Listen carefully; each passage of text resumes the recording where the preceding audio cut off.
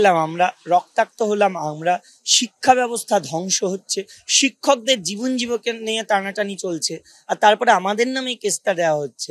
আমরা মনে হচ্ছে যেন বিশাল কিছু একটা সন্ত্রাসবাদী হামলা করে দিয়েছি, যেন আমরা পাকিস্তান ওটা ভারত, আমরা ওখানে গিয়ে ড্রোন হামলা, আমরা যেন ওখানে গিয়ে একটা মানে কোনো কিছু মিসাইল ছেড়ে দিয়েছি এরকম একটা বোঝাচ্ছে। আমরা জাস্ট হাত দিয়ে বলেছি যে স্যার এরকমটা ডিসিশন নেবেন না, এরকম ভাবে এসকর্ট করে পালানোর রাস্তা তৈরি করে দেবেন না। আমরা চাইছি একটা দিন ওনারা ভেতরে থাকুন, এসি ঘরেই তো থাকতেন, এতে কি এমন যায় আসতো। ইউজুয়ালি নোটিশ পাঠানো হয়েছে নাম ধরে ধরে, সেখানে হোয়াটসঅ্যাপে 5 জনের আমরা আপাতত খবর পেয়েছি, তাদের নোটিশ ইস্যু করা হয়েছে।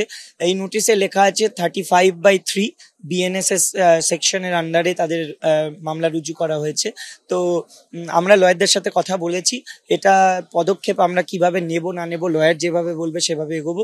তবে আমাদের শিক্ষক শিক্ষিকাদের এরম ভাবে হেকেল করা হবে, তাদেরকে এরকম ভাবে ডেকে পাঠানো হবে, আর আমরা সঙ্গ দেব না তা তো হতে পারে না। ওনারা গেলে আমরাও সাথে সাথে যাব।